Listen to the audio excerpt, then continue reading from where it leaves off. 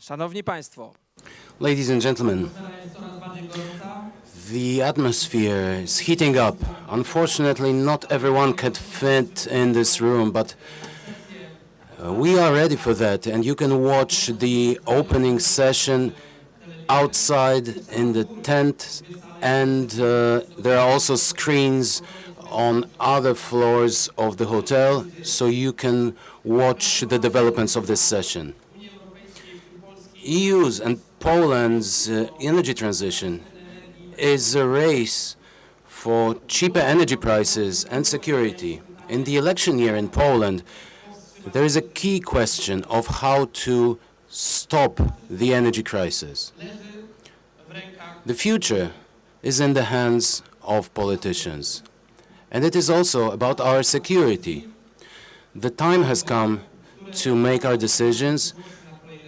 This year we have elections that will determine our future for the coming decades. And in just a moment we will find out about the visions for energy transition from representatives of top political parties in Poland. And in autumn we will find out who will decide and determine our energy security. Let me give the floor to journalists Magdalena Łucjan and Marcin Prokop from TVN. Good morning, ladies and gentlemen. Thank you very much. You did great, thank you. We will try not to spoil it. Indeed, we are Magdalena Łucjan and Marcin Prokop, and we will tell you what's going to happen in a few moments. What's going to happen, what to expect. It is a great pleasure for us to be here. We are very happy that you are here in such large numbers to listen to this discussion. But in a few minutes, we will be able to say that all the pleasant things are a thing of the past, because we will have a discussion with our politicians what are their plans for the energy and climate crisis and why it's not sufficient. It will not be fame MMA. It will be a merit-based discussion about the things that should happen in Poland. And we would like to thank and request our political guests to stay with us on stage to take part in the second part of our discussion, where we will confront their plans and their views with the expectations of the industry, of business, because this is where real change happens between business and politics. So let's invite our guests to the stage. My electronic device indicates that we will only have 2 hours left of air in this room. So, Boris Budka, Deputy Chairman of the Civic Platform. Ireneusz Zyska from the Law and Justice Party, Deputy Minister for Climate and Environment. Good morning. Please take your seat.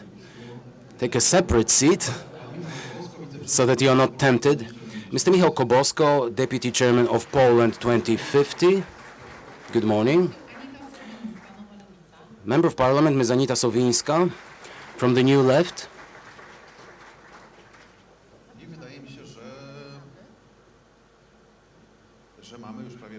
And the lineup is almost complete, but we also have a Member of Parliament, Andrzej Grzyb, from the Polish People's Party. Welcome. With a longer route, but please take your seat. Magda, could you please open this discussion? You specialized in this topic in your journalist work, and I will try to support you today. Ladies and gentlemen, 10 days ago, we had a historical moment in Poland's energy sector. On the wholesale market, for the first time, we had negative electricity prices. And it could have been much more frequent if renewables had more opportunities to grow. Unfortunately, it's not easy for renewables in Poland still. So a question to you, Minister. The government of United Right, what is the government's plan to meet EU's policy targets? I'm talking about Fit for 55. What are the plans? What are the specific targets? And what about the announcement that we will dig coal until 2050? Ladies and gentlemen, thank you very much for inviting me to this exclusive discussion, this political debate about the energy future of our country. The government of Prime Minister Mateusz Morawiecki of the United Right pays special attention and takes care of Poland's interests, the interests of Polish business, of Polish industries. And we try to secure the functioning of Poland's economy in a stable way. It's about resilience in the conditions of an energy crisis due to the war in Ukraine and the previous energy blackmail from Russia. We also remember the crisis caused by the COVID-19 pandemic, the disrupted supply chains, and you need to mention that Mr. Morawiecki's government has passed this test very successfully. The opposition claimed that we would not have enough coal, that we will run out of gas, that we will have very high electricity prices leading to a disaster, to a catastrophe.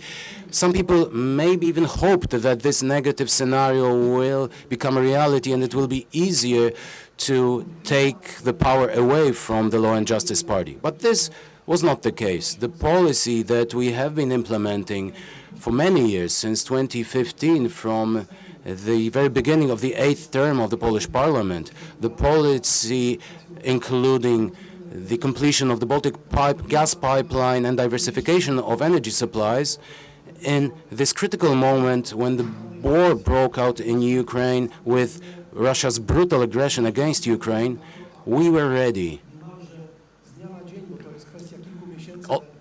to do certain things almost overnight, to stop fossil fuel imports from Russia, both coal and natural gas and oil. It's an important thing to mention, an important condition for energy security. The second important component are discussions within the European Union. Yesterday, Minister Anna Moskva came back from the European Council, and there are ongoing discussions about extending the capacity market mechanism for large-scale generation units using hard coal. And Franz Timmermans himself and people from the European Commission admit that we should allow Poland and other countries to continue using coal as a transition fuel in a situation where we have a war in Ukraine and we have energy blackmail from Russia, when we have to import those resources from other parts of the world. So the operation of coal-fired plants, we know that they provide the base load for the system, they provide balancing and a stable energy mix. It will continue for, within the capacity market, it will be at least for 3 years to come, perhaps extended to more than a decade.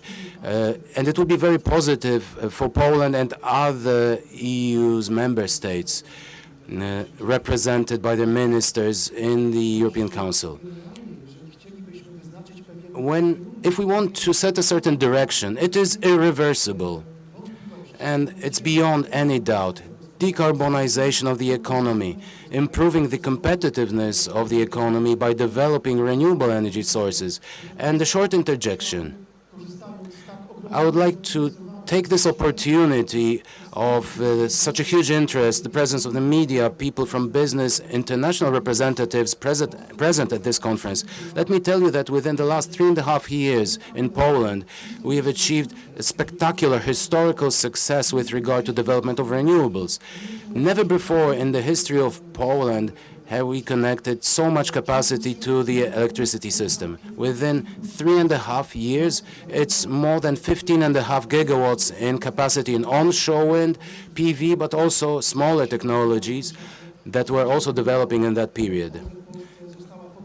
Certainly, PV is the queen of renewables in Poland in that period for certain reasons that I will mention soon.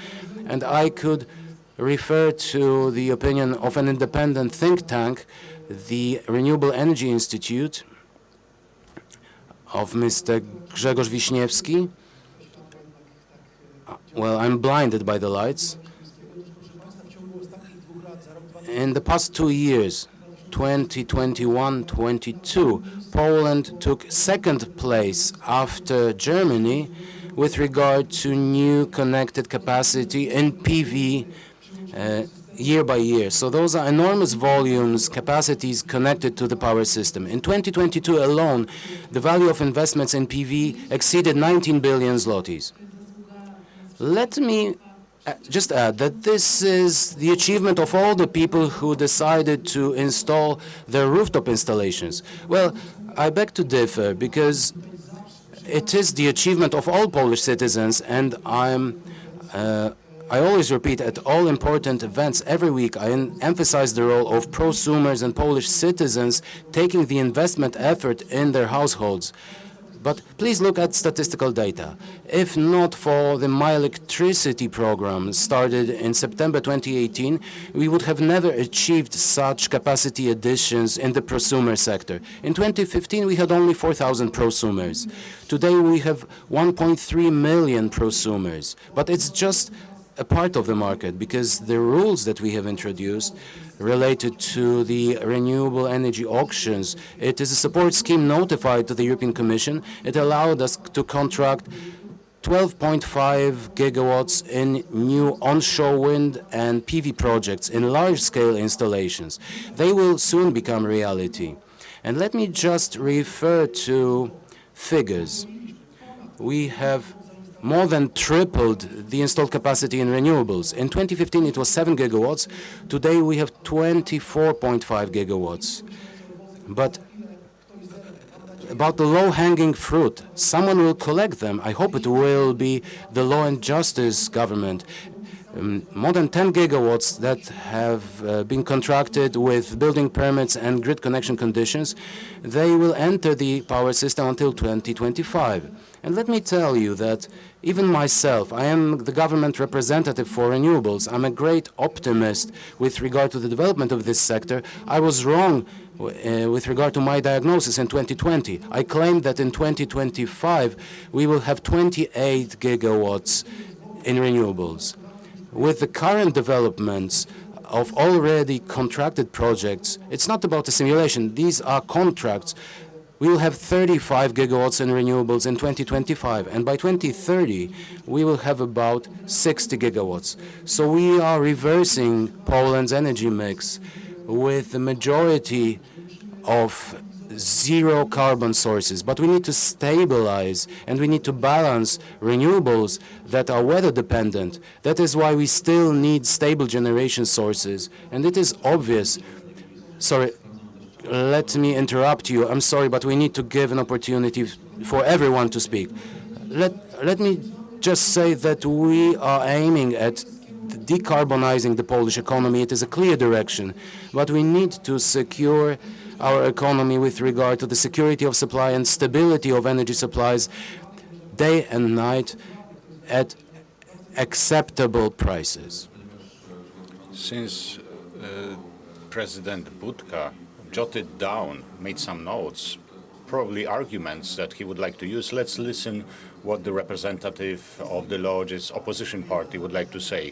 Thank you very much for inviting me. We're at the Energy Forum rather than the festival of Harry Potter fans, and such spells won't change the reality. I completely do not agree with what has been said. The renewable energy sources develop not thanks to the government, but against the government, because for the past 8 years they did their best to slow down the development. If we're talking about decarbonization, in 2015, let me remind you, the import from the East was less than 5 million tons. In 2018, it was almost 14 million tons.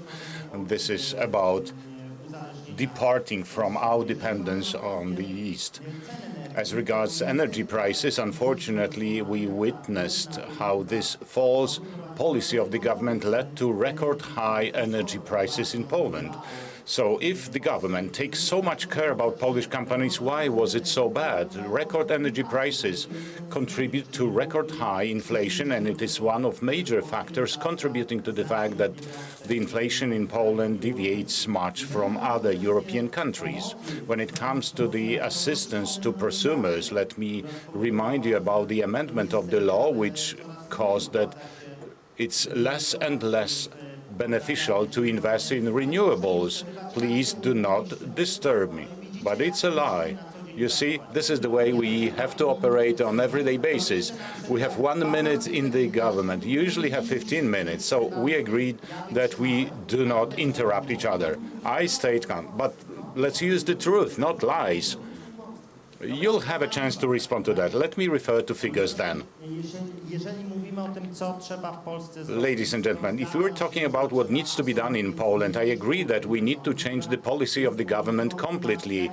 The current policy strengthened government-owned monopolies, and the strengthening of the monopolies hits adversely the market. If we want prices to be reduced in Poland, we need to return to very healthy, just competition and departing from state monopolies. State monopolies are the major problem from coal, energy and fuel sectors.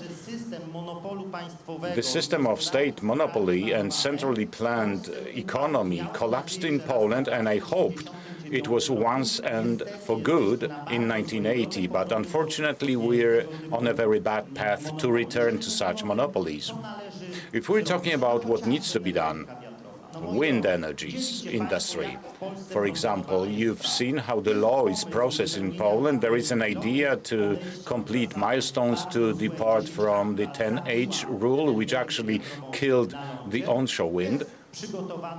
There is a draft law, 500 meters, and then an MP comes, takes a sheet of paper and adds 700 meters, and it's passed without any consequences, without any analysis of the consequences of the regulation. The energy policy, in my opinion, should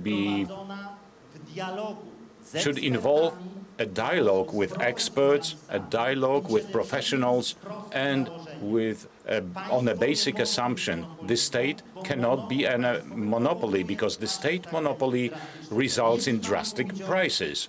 And if we want to talk about very specific things, departing from coal and fossil fuels, which is unavoidable, during the time of building of nuclear power plants, and the stabilization of the system will need roughly 30% in 2030, 70% renewables in the mix, according to expert estimates. And the target solution would be to include the nuclear power in Poland in the mix later on. The civic platform, I do not want to have an impression that everyone agrees. The Green are a part of this of the coalition, civic coalition. They have a different view on atom, but renewables plus atom should play a major role in the energy mix. Fossil fuels, including coal, only in the transition period and only as a complement of the system to stabilize it. And of course, ladies and gentlemen, something which is crucial, namely the distribution of electricity. We are going to discuss these things with experts. All those unfavorable changes for prosumers regarding prices of energy generated from PV installations were related to the fact that for 8 years the government neglected investment in the grid, and state monopolies have record high refusals to connect to the grid. And it happens because we have this centralized system. We have this system based on state monopolies. We need to go down to direct lines to the level of municipalities, communes, and giving the possibilities of connecting companies to producers of energy and using the huge potential locally. Never has any centralized authority and company done it better than local governments and local companies. Very shortly, how much do you plan to spend on the modernization of the grid? According to the calculations that are there, we don't believe that, just as the government says, it's several dozens of billions of Polish zlotys that need to be invested. Do you have these figures in your program, in your agenda? We have a team of experts working for the civic platform involving serious specialists. We calculated every single component to be very specific. When if we're talking about connections and having fast paths and separating the distribution structure from large energy utilities, the goal of that is to strengthen the credibility of our proposals. And in order to ensure the return or to restore lower prices in Poland, it's not only an issue to use renewables, it's also a question of competitiveness. Right now, we don't have competition on the energy market. Those moguls, utilities, employ hundreds of people, they increase jobs, because in the end, consumers will pay. We need competition there, and only then we can have lower energy prices. And the same question to the MP. Well, I like to mention that there is such a plan. There is an official plan which is approved by the president of the regulator. Is the plan implemented? Of course. Right now, from 20 to 25, 52 billion zlotys in the budget, and from 25 until 2030, 63 billion, and by 2040, 140 billion. But it's still insufficient. The plans regarding the development and the building of a new energy system, the bidirectional system fitted with installations using AI and smart meters, require much more money, and we do have such a plan using EU funding. Actually, in every cohesion policy program or the modernization fund, we have large funding designated for the purpose. Just to prevent this duel between the representatives of the large parties, let me give the floor to Ms. Anita Sowińska, the New Left. I'd like to thank you present here. I'm not sure whether the audience following the debate live can see this, but this large room is overcrowded. There are not enough seats, and it's not the only room where people follow this debate live. This is a sign of one thing, that renewables is the priority for business, for the entire society. And thanks to you, thanks to business, and thanks to individual suppliers, prosumers, we actually force the government to act. Unfortunately, the government policy does not match the expectations, including economic expectations. Up until recently, we had the old energy policy of 2040. It deviated from expectations much regarding the development of photovoltaics. Now we have an amended policy which is still insufficient. The expectations of the market are much, much higher. Coming back to your question regarding the EU climate policy and the Fit for 55 package. In general, I'm against putting Poland against the EU, because we are a part of the EU, and we are also responsible for climate neutrality that we would like to achieve by 2050 at the latest. And here, I cannot see this policy effort in the current government. At least it is not communicated well.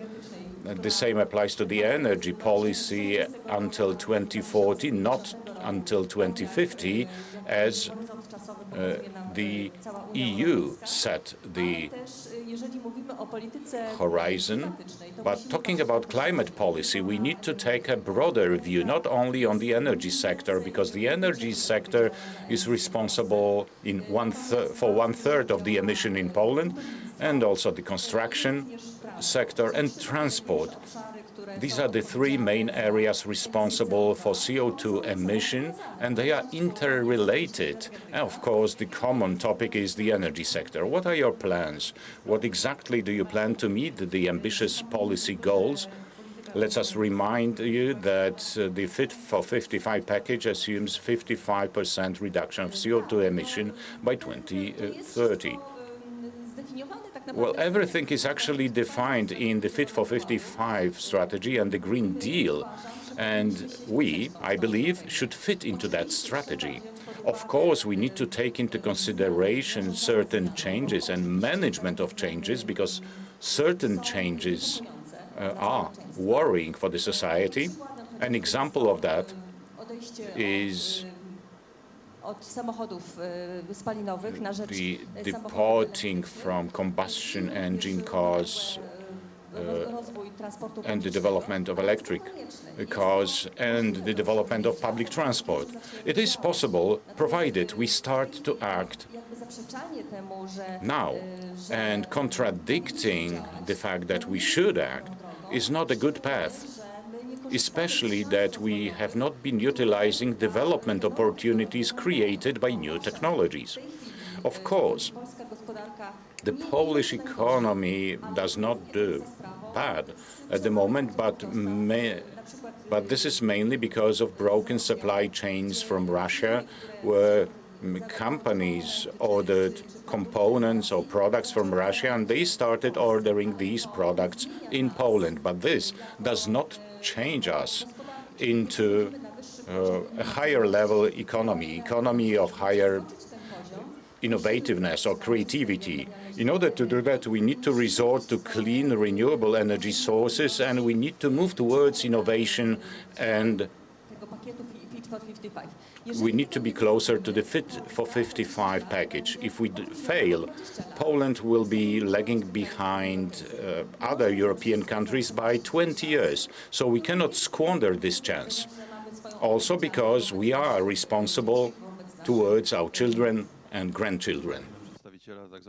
So let's ask the representative of the third way, Poland 2050. Where do you agree and where do you disagree to what the previous speakers have said? Because, as I understand, everyone agrees that there is no return from this path towards renewables, and the parties differ in the pace of departing from coal-based economy.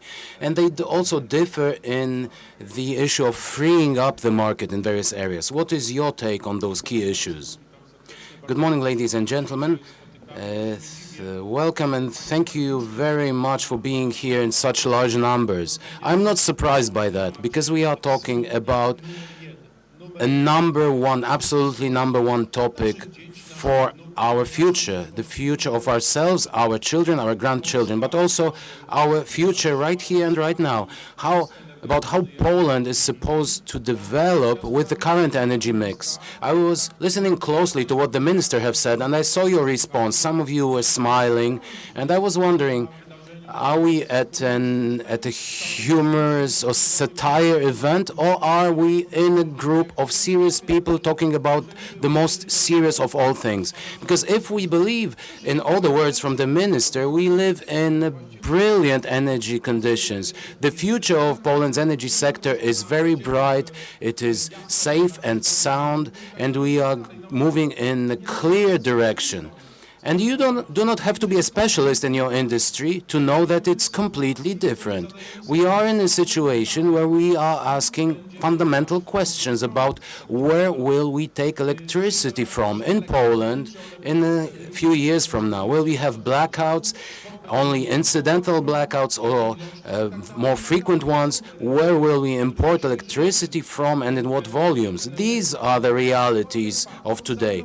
Wind power was in fact blocked. Its development was blocked in the past years. The minister is boasting, is bragging with these figures. We need to ask a question: where would we be today if it wasn't for the blockade of onshore wind? Where would we be with regard to renewable energy part of the energy mix? This is the negligence of the current ruling party and the fact that you have an internal conflict with regard to the liberalization of this market, and it ended up with 700 meters. It's better than nothing. But if we are to be co-responsible for the fate of our country, we will make renewables grow much faster.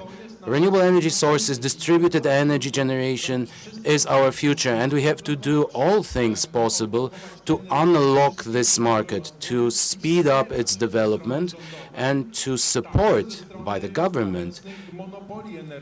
Also from the point of view of the current energy monopolies, and I agree with Mr. Budka, this situation on the electricity market is completely sick. There are monopolies. International companies have been pushed out of Poland and they had to sell some of their assets below their value. It's not the Polish Socialist Republic. It will not be a centrally controlled and planned country where the government takes control of all the markets, of everything, and not allowing business people to do what they do best. A sad symbol for us, like the iris, like the focal point of what is happening on the current energy market, is the Turów power plant. I hear that it is supposed to be a location, a venue for a party convention of the Law and Justice Party. I don't know if it's confirmed news, but if you look at Turów power plant, it's everything that the current government has brought together. It is a conflict with our direct neighbors, the Czechs and the Germans. There are new conflicts with the European Union. There is a complete legal mess, because if the regional administrative court issues a decision within the coming weeks regarding the environmental decision for Turów, we'll have a discussion whether Turów power plant can continue to operate in the current legal conditions. Of course, PGE will continue to run both the mine, the lignite mine, and the power plant, but this legal mess will only get worse.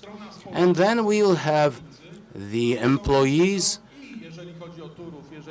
both with regard to Turów and lignite mining, but also with regard to the agreement on coal mining, hard coal mining. The employees are being lied to with regard to the prospects for the functioning of the industry. There is no program and no process that would be started and implemented with regard to these thousands of people who still work in the coal mining industry, the cooperating industries, their families living in Bogatynia in this industry. Well, that was a criticism of the existing condition. But what would you like to do after becoming a co-ruling party? What are the solutions to make the system healthier? Speeding up and liberalization for renewables, especially wind power, both onshore and offshore. Wind power has to have an opportunity to grow so that this component is even stronger in our energy mix. Speeding up the shift away from coal in a more determined manner. The European Commission mentions climate neutrality in 2050. We have more ambitious goals in our program, climate neutrality in 2040. So a clear acceleration of decarbonization. We need to stick to natural gas as our safety resource with regard to stabilizing the energy system. As for nuclear, until the election, the government will not do anything to speed up the work on any of nuclear projects. Well, the contract is signed with Westinghouse. Well, yes, That's great. We all deeply believe that in 15 years from now, this nuclear power plant will start running. Well, it's a bit of a joke on my part. Small modular reactors, if they are commercialized in 2028, 29, they should be treated very seriously in Poland. This is the new technology, new nuclear technology compared to the old nuclear. If we are so lagging behind with nuclear power development, we should seriously think about being one of the pioneers with regard to these technologies. And the same question to the representative of the Polish People's Party. What are the plans to implement EU's policy and certain obligations? What plans does your party have? Well, someone has disconnected the mic. One of your opponents, perhaps? Well, the mic is not working. Sorry. Good morning, ladies and gentlemen. Thank you very much for inviting me to this political debate on the climate and energy policy. We have to connect these two things. And it's not surprising that the Polish Wind Energy Association has started this discussion, because since 2016, this is the industry that has been hit the hardest by the activities of the ruling party and the activities of MPs from the campaign in 2015. The unlocking of this potential has been done in a very poor style, but it's good that it happened. The decision about the 200-meter difference in the minimum distance, this means that we have decreased the potential for investing in wind power by half. In 2016, I wrote a text paper together with my colleagues for the Polish People's Party's Congress. Energy transition is necessary in Poland. It was not that obvious back then. All the components related to various renewable energy technologies, PV, wind power, onshore, offshore, and biogas, which has not gained the necessary recognition and presence in the Polish energy system. It was included in that paper. With regard to nuclear power, back then, in 2016, we believed that SMRs, small modular reactors, would be the future of that sector rather than large-scale nuclear, although the commitments made by the government in that respect will be respected by our party in the future. Let me come back to 2016. I asked the minister responsible for critical infrastructure during a meeting at the European Parliament. There was a tradition of meeting with MEPs. I asked the minister about renewables and cogeneration and his views about that. And the response was, well, it's interesting, but from the point of view of our policy, we would like to have generation, transmission, and distribution and regulation in our hands. There is no space, no room for distributed energy, for prosumer energy, and for renewables. Coal would dominate.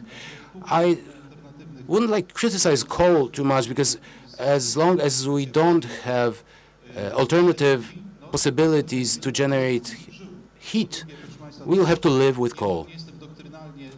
I'm not criticizing coal as such. Coking coal, for example, is a critical resource that will be with us as long as we produce steel in our industry. So back then, we specified the priorities. We stated the goals, the targets that we should achieve by 2030, 2040. And Poland's strategy by 2040, Poland's energy policy, did not in any way include these requests from 2016. You can review that paper in Business Alert from 2016. The second revision on our part took place in 2019. Were based on EU's climate policy regulations, and based on the experiences and developments in the Polish market, all those regulations blocking the development of renewables, we presented the things that should be done in order to unlock the system that should operate in a much more efficient manner.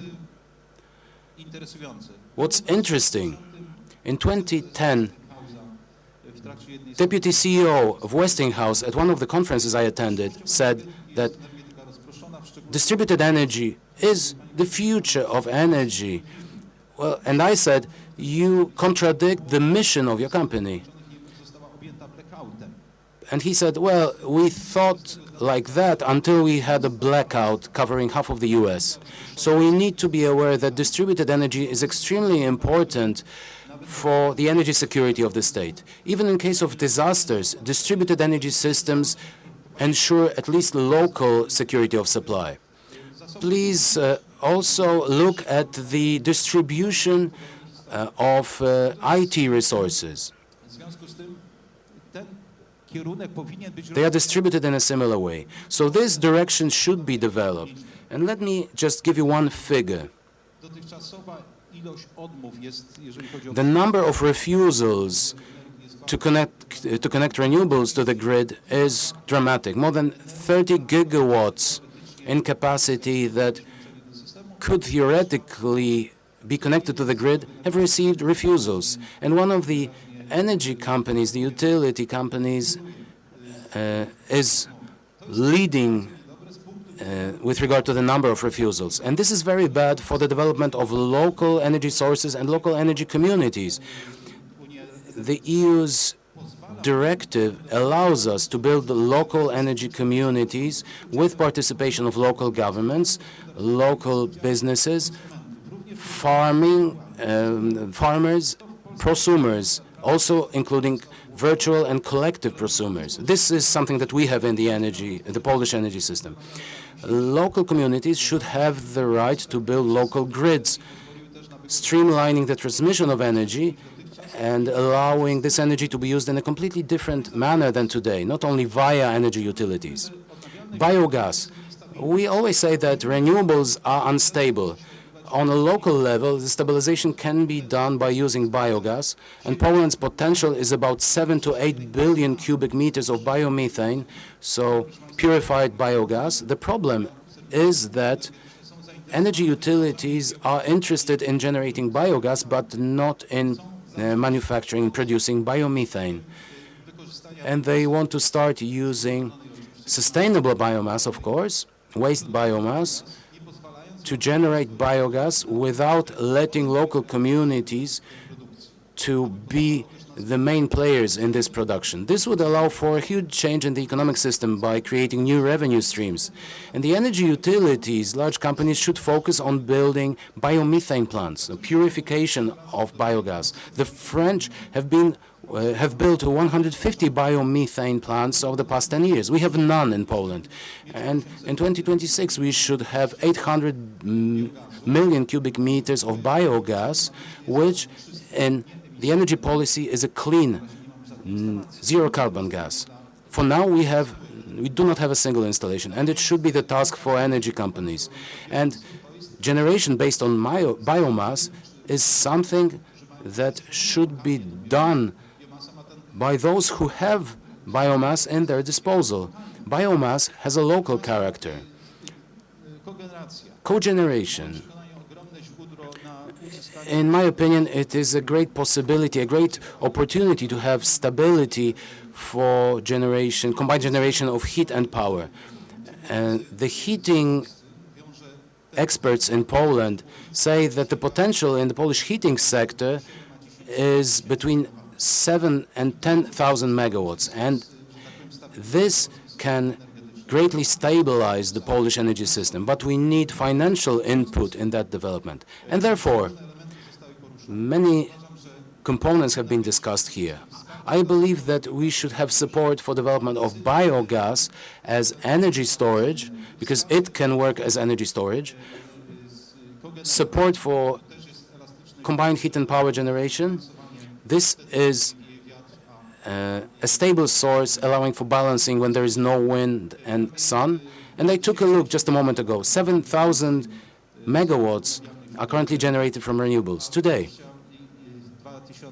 22,000 megawatts is what we need. We need to import some electricity. So this shows the potential. And the question now is, can we meet those expectations and targets of the climate policy? the emissions in a reduction under 55.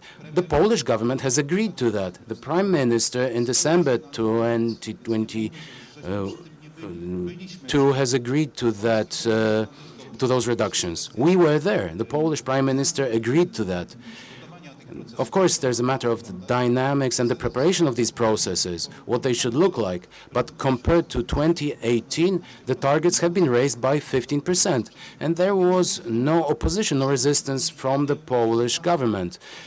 I was surprised myself to see the Polish government agreeing so easily. So if we agreed to that, we should do it in a reasonable way by changing the Polish generation sector, by changing the transmission capabilities, by not refusing additional capacity to be connected to the grid. The farmers from Lower Silesia keep telling me to get the grid connection approval for a new biogas plant, well, it's impossible because the grid will not accept that. But on the market, they have offers for 1 megawatts to be in grid capacity, grid connection capacity. The price is 1 million zlotys per megawatt. So there are some entities that collect the grid connection capacities, but those who want to really generate, they have the potential, they have the money to invest, we should allow them to get connected to the grid. And there's another issue, Repower EU. Allow me to finish that. This has not been raised. 210 billion euros from the loan fund unused is channeled into the program, including 10% of Poland's contribution. So the funding can be spent on goals I have mentioned, improving the connection of PV, biogas, the transmission, and local energy communities, thermal modernization, and everything that's related to the electrification of transport can be funded. Mr. Minister, we come back to you. You've said that direction for you is obvious. We depart from fossil fuels. I wonder whether you have the majority to progress. And in your opinion, what should be the energy mix in the upcoming 4 years, and how does it relate to coal mining until 2049? There were some merit-based pronouncements, such as MP Grzyb, and populistic, just as Mr. Budka's intervention. I'd like to tell you a bit more. And fantastic pronouncements like yours, Mr. Minister. Well, could you please, without offending each other, we're in a group of experts. Mr. Minister, we agreed to have a debate, and you telling fairy tales. Let's be more specific. Why the Solidarity Poland blocks all these initiatives? Are we in a serious group of people and we tell the truth, or we're in the parliament? We kept listening to this for the past 8 years. Let's treat people gathered here seriously. But you confuse the parliament with this serious debate. I'd like to refer you to some statistics, because figures do not lie. To Janusz Kowalski, Zbigniew Ziobro, these are the people who create the policy. You're very rude now. I'm telling the truth. No, you're lying. If you want to learn something about facts, 13,000 refusals to connect to the grid. Please, listen. When the Civic Platform developed nuclear power sector, we all know you supported President Grad, and he received a handsome remuneration. But coming back to the main topic. Ladies and gentlemen, the Law and Justice government created a real framework for the development of renewables in Poland. The system of state aid from 2016 started to be developed. I've already mentioned that, the auction system, and thanks to that we contracted more than 20 gigawatts of new projects. These are contracts signed for the implementation. We have connection conditions agreed. I cannot fully agree that we eliminated or we blocked the development of onshore wind, because in 2015 we had 4.8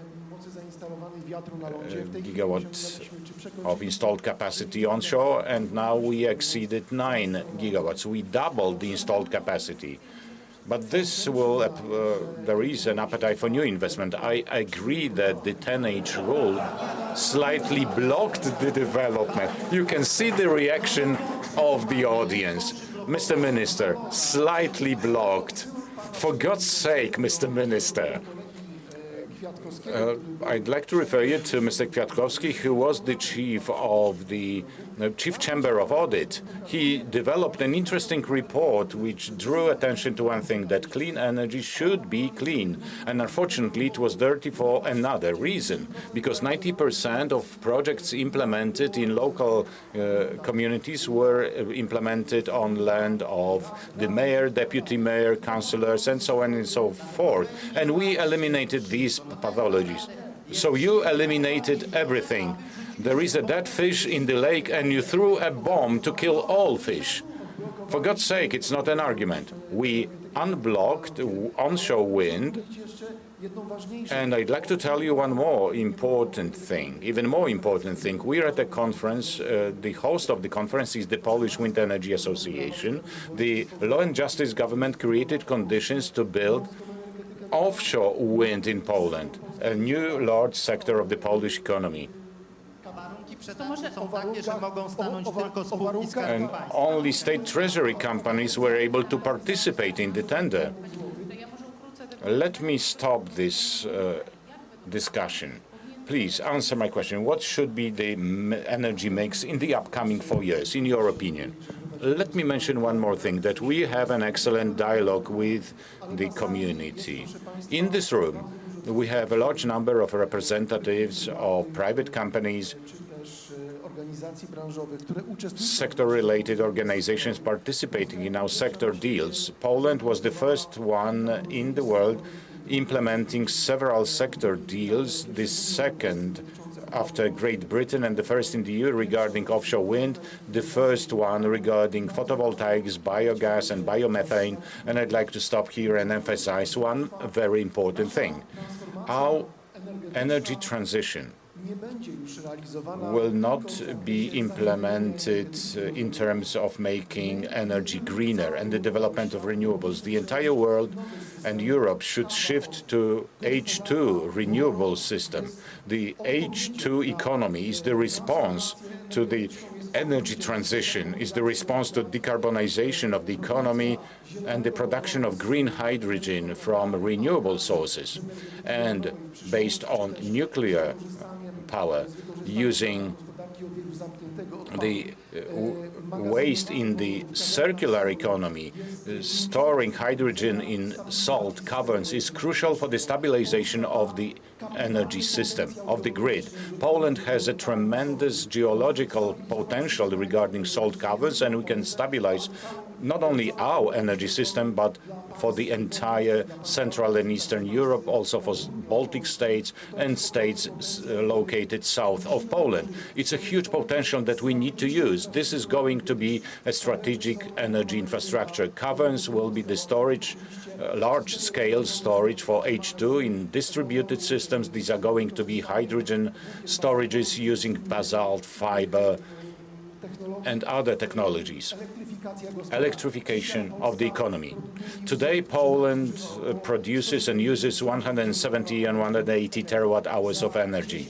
In 10 or more years, it's going to be 1,000 terawatt hours, because other sectors of the economy, such as transport and the construction sector, will be electrified and will replace coal, gas and oil with electricity for heating using large-scale heat pumps or heat pumps used for individual buildings.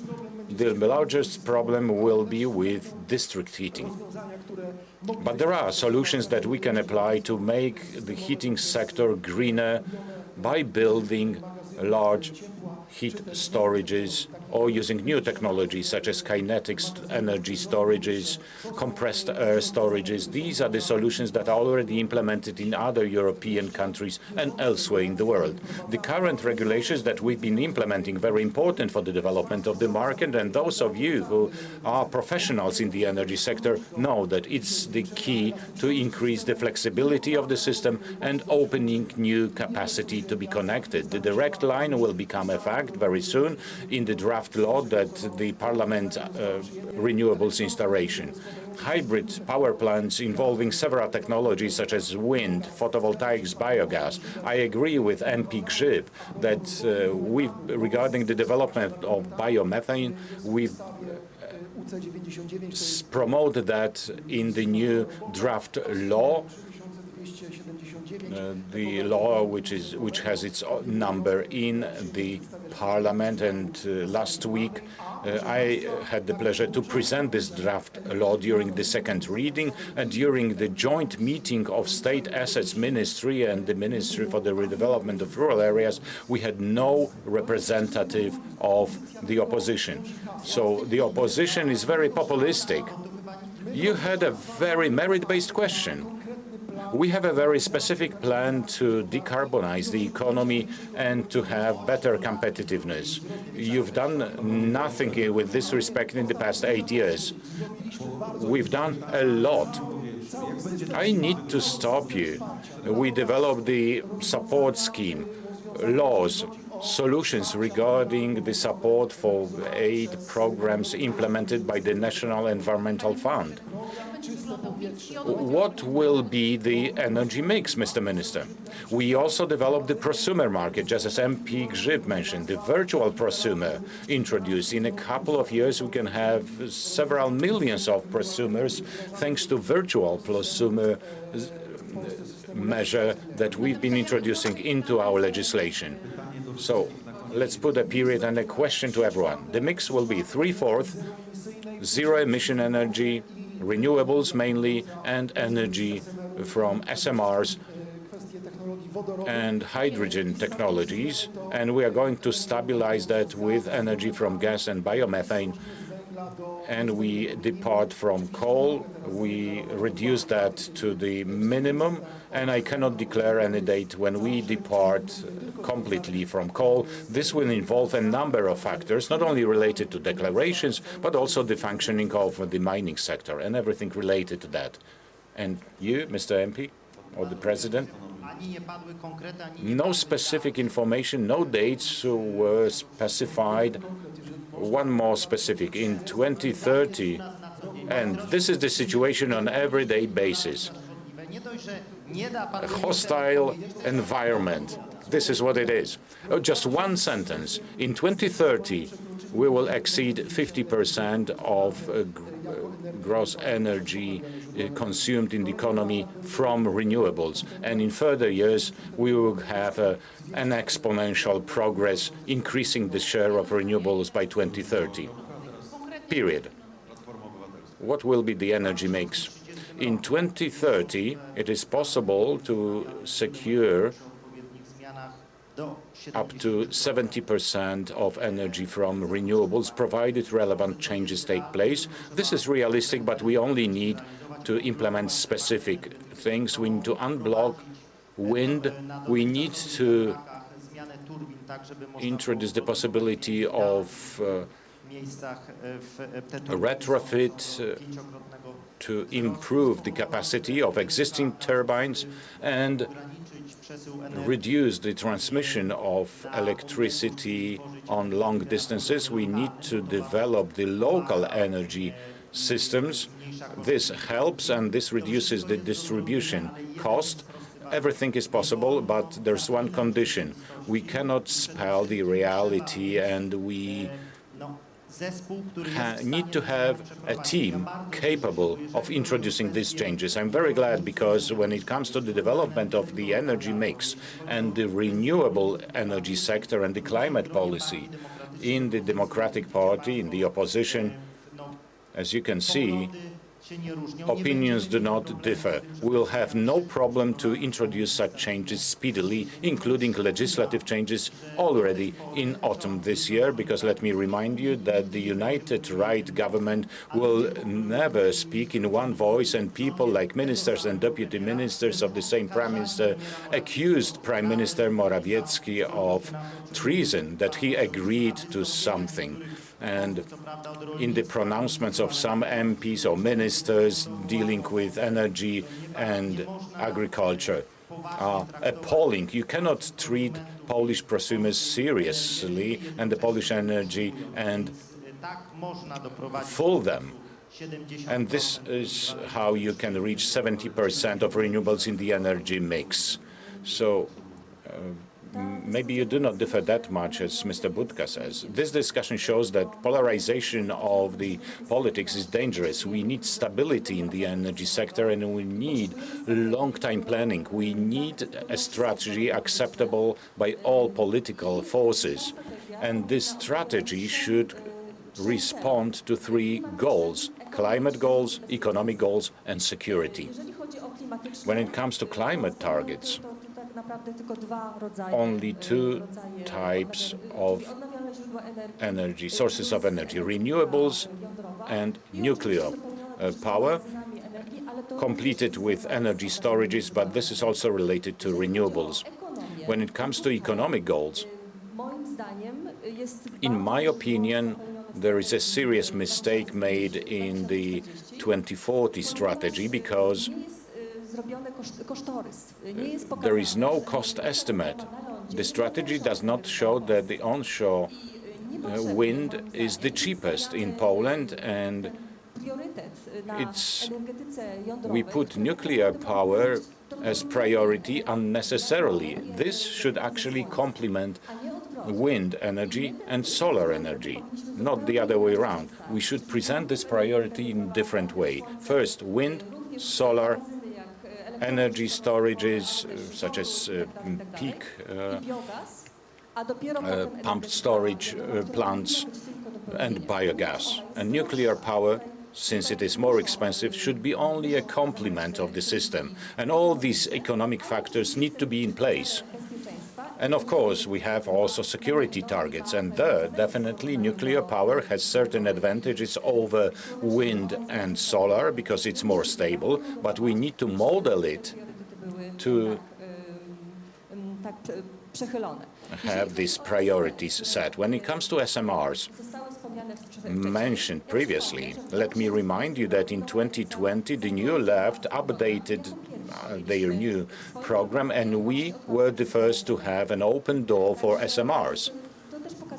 This shows that we are open to such development, but we need to set priorities first. I'm very glad that the minister referred to cable pooling, to combining different sources of energy on one cable, such as photovoltaics and wind, because this is one of the solutions that is still blocked.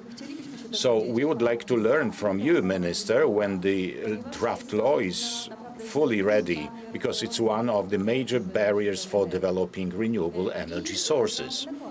And finally, let me tell you that we won't have renewable energy without energy communities. This has not been stated very clearly today, but this is very fledgling in Poland. Unfortunately, we have just a few energy communities, energy cooperatives in Poland, because it would be the best if the energy is consumed where it is generated. Then we do not lose. Tutaj zdecydowanie powinny powstawać takie spółdzielnie energetyczne nakierowane nie tylko na produkcję energii, ale również na jej zużycie i na magazynowanie. Takim przykładem spółdzielni energetycznej mogłyby być na przykład samochody, car sharing dla całego osiedla, które mogłyby być wykorzystywane przez wszystkie rodziny na zakupy czy na wycieczki, natomiast one mogłyby być ładowane, miałyby system informatyczny, który mówiłby, jakby podpowiadałby, kiedy najlepiej ładować te samochody. Tak? Także to jest przykład spółdzielni energetycznej. Apeluję o konsensus i o to, żebyśmy w nowym rządzie, mam nadzieję z koalicjantami nowymi, ale również w porozumieniu z nową opozycją przyjęli nową strategię do 2050. Michał Kobosko, to samo pytanie. Ja jestem tego samego zdania, co pani posłanka. To dla przyszłego rządu demokratycznego jest i będzie temat, powiedziałbym, numer jeden. Temat absolutnie numer jeden, bo tak jak powiedziałem na początku, to jest absolutnie decydujący czynnik dla naszego przyszłego rozwoju. Rozmawiam często z inwestorami zagranicznymi w Polsce i tymi, którzy się zastanawiają w tej chwili nad tym, czy tworzyć, otwierać nowe projekty w Polsce. I oni już jakby pozmieniało się bardzo wiele. Oni dzisiaj kiedyś pytali o różnego rodzaju sprawy dotyczące zwolnień podatkowych, ulg, specjalne strefy itd., itd. Dzisiaj tak naprawdę interesują ich dwie rzeczy. Po pierwsze, czy w Polsce wreszcie będzie stabilne prawo i stabilne prawo podatkowe, czy uda się doprowadzić do sytuacji, w której zakończą się bałagany związane z tak zwanymi polskimi ładami i innymi pomysłami, które zdestabilizowały dodatkowo polski system prawno-podatkowy, a po drugie, skąd wezmą i czy będą mieli źródła taniej, czystej energii dla swoich zakładów, dla swoich inwestycji. O to pytają dzisiaj inwestorzy zagraniczni, ale to jest kwestia, powiedziałbym, kluczowa także dla polskich przedsiębiorstw, polskich pracodawców i dla całego społeczeństwa, dlatego że społeczeństwo musi mieć możliwość korzystania z czystej, zdecydowanie tańszej energii, musi mieć możliwość i otwartą drogę do tego, by instalować takie instalacje. My nazwaliśmy to elektrownią w każdym domu, to znaczy, żeby ludzie czuli, że będą mogli i instalować, i sprzedawać nadwyżki energii, których nie będą sami wykorzystywali z odnawialnych źródeł energii w swoich domach, także na terenie miast, także tam, gdzie są budynki mieszkalne. To są te tematy, które dzisiaj są dla nas wszystkich mega istotne, kluczowe, powiedziałbym, dla naszego rozwoju. I dlatego taka rozmowa o tym... Therefore, this discussion, the minister is talking about accelerated decarbonization, and Minister Moskva is talking about extending the subsidies for our coal generation sector. This is your road to decarbonization. How are you going to stabilize and balance the energy system if you do not have the base? Let's not talk about populist requests. Let's talk about reality. I'm talking to the board, the management board of the TSO. Last month, on a sunny Sunday, you had to curtail 3 gigawatts in PV because we were unable to handle that surplus of energy. If we had a system of energy storage facilities, and this is the very important direction, development of a distributed energy storage system and redesigning the electricity system, including the possibility to produce green hydrogen. So a system with thousands, hundreds of thousands or millions of electrolyzers, both on a household scale but also for large-scale units. This direction has been set by the government of Prime Minister Morawiecki. But we are only at the beginning of this journey, not only in Poland, but also globally. Also in other European countries like Germany and France, you have to wait for 2 or 3 years for a new hydrogen electrolyzer. This market is only at the beginning of this development. So energy storage is key to store the surplus of energy from renewables, to achieve a higher level of share of renewables in the Polish energy mix. It has to be safe. Perhaps Michał Kobosko will refer to that. Have we at least heard from you a word of apology for the mistakes in the energy policy in the past years? Have you at least once honestly apologized to the Polish citizens? Yes, we took the wrong way. We stopped the decarbonization process. We stopped the development of renewables. You have run us into these problems. This has been much earlier than Mr. Putin decided to invade Ukraine and demolish the gas market in Europe. We have never heard something like an apology from you. We hear Gierek-like propaganda, success propaganda. You are talking about artificial intelligence. Please use human intelligence first to redesign our energy system. Well, artificial intelligence includes the CESIRA system, the central management system for the energy market. I know that your knowledge is very superficial. Please dig deeper into these problems. Until 2028, all Polish households will have smart meters. This is a multi-billion program implemented by Polish electricity distribution companies. We are implementing the central energy information system that will allow us to implement virtual prosumers and settlements between various energy producers. So digitization is already happening. And let me also tell you, the UC99 draft that was discussed in the Parliament last Friday, it introduces new rules for support for energy clusters and energy cooperatives. Like the MP has mentioned, new economic incentives for energy produced in clusters to be, in all cases, cheaper for end users. It also allows for economically feasible organization of clusters. There will be exemptions from distribution and transmission fees, and self-consumption will be also promoted. So please familiarize yourselves with the solutions that are already tabled in the Parliament. Cable pooling will be soon implemented. This draft law will be passed to the Parliament very soon. So we are heading in the direction that we all accept, decarbonizing the economy, but in a safe and secure manner. You are telling the story like if we were a separated island. Do you know how much Germany is paying for renewables, for keeping renewables in every year? Grid operators pay 10 billion euros every year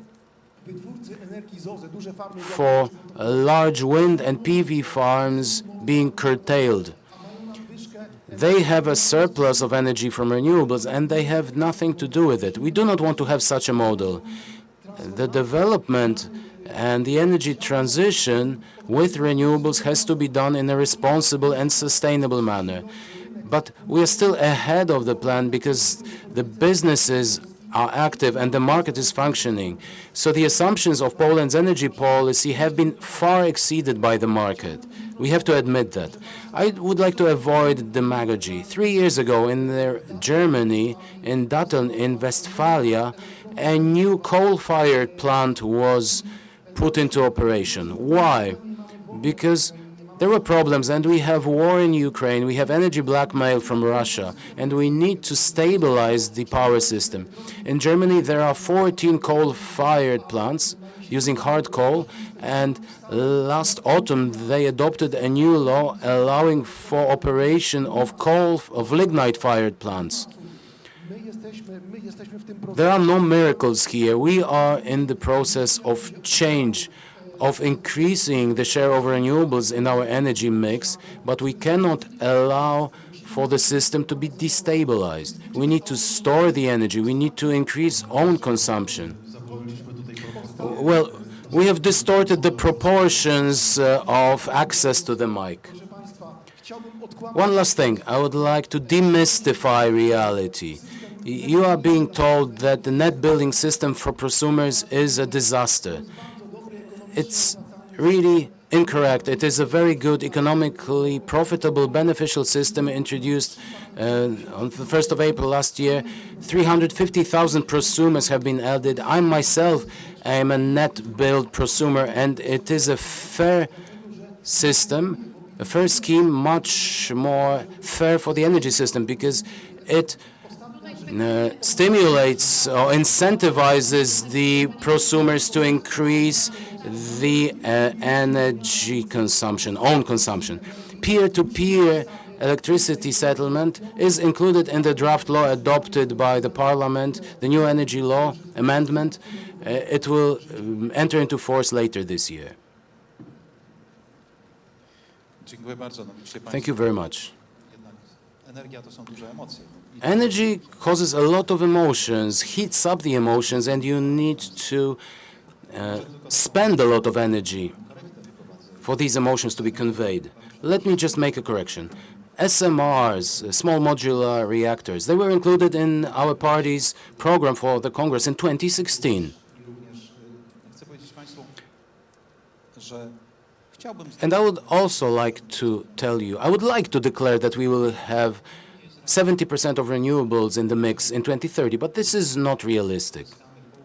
If we reach 50%, it is realistic. There are certain limitations, both formal legal restrictions blocking onshore wind for several years, also investment-related restrictions, but primarily, first of all, the access to the grid and the connection capacity for new capacities. I told you about 30 gigawatts of refusals to connect capacity to the grid. This is the first restriction. The second limitation is related to the fact that we, in fact, do not know what will the developments be with regard to electrification of transportation, because rare earth elements that are critical for production of batteries, their prices are skyrocketing. You can see lithium prices. We have about 14 kilograms of copper in an internal combustion engine car, and we have 80 kilograms of copper in an EV.